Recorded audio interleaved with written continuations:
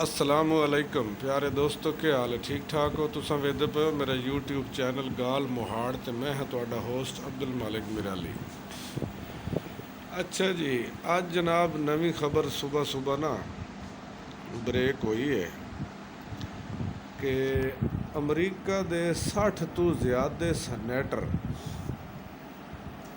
अमरीका दे 60 तो ज़्यादा सैनेटर उन्हें सदर जो बाइडन ਨੂੰ खत लिखिया कि एक तो इमरान खान नू रिहा कराया वने, ਉਹਦੇ सारे कारकुनां नू रिहा कराया वने ते इस गल की छोटी दी वने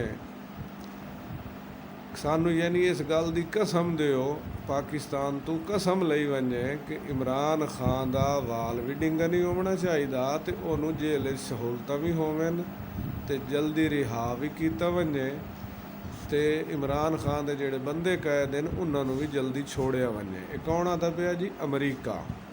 तो अमरीका के 60 तो ज़्यादा सैनेटर खत लिख दिता है सदर जो बाइडन नू।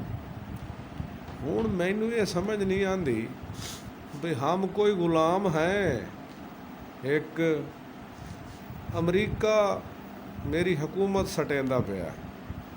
याद हो सी तुहानू इमरान खान खत च आके हाल पैंदा कि अमरीका मेरी हुकूमत सटेंदा है, अमरीका सट्टी है हुकूमत, इन्हों आख के PDM वालियां नू। याद है ना तुहानू?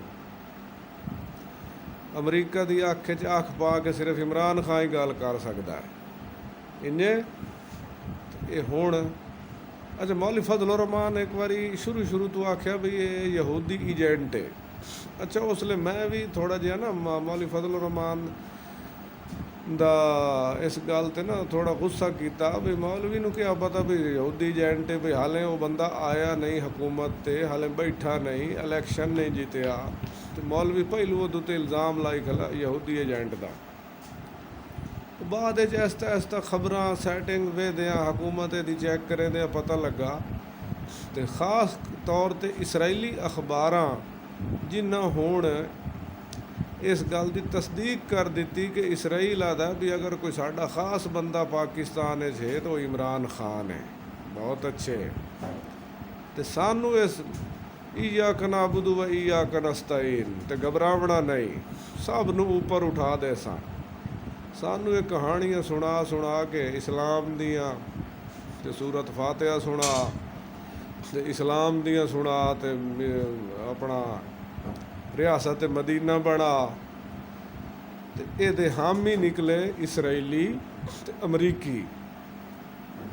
यार गल ये तो सोचण वाली, बंदा नू सोचना चाहिए। तो बहरहाल अज अजीब ही लगा है, कोई इसराइली अखबारों दी रिपोर्टां सुन के अजीब लगा तो मुड़ अज ये सुबह सुबह अमरीकी सैनेटरां दा जिहड़ा खत जो बाइडन नू लिखिया गया ये सुन के भी बड़ा अजीब लगा भी ये बंदे अंदरू की हो जाए तो बाहरू की हो जाए।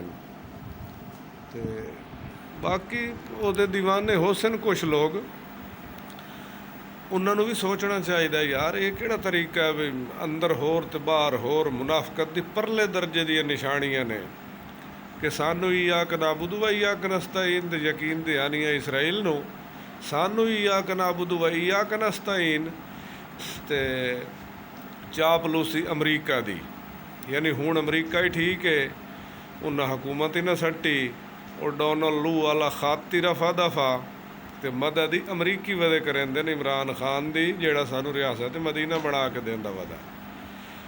बड़ी सोचण वाली गल है यार।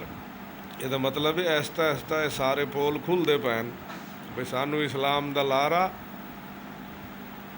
ते चापलूसी ईसाइयां दी। अल्लाह अमान ते पनाह देवे।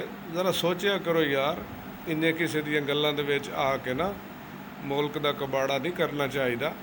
जिहड़ी भी हुकूमत आवे, मेरी ये गल पक्की ठक्की है कि जिहड़ी भी हुकूमत आवे एक तो 5 साल पूरे करे ताकि वह बाद रोवना ना रोवे वधी, खा PP दी होवे, खा नून लीग दी होवे, खा PDM दी होवे, खा जमीयत दी होवे, खा जिंदी भी हुकूमत आवे 5 साल पूरे करने चाहिए।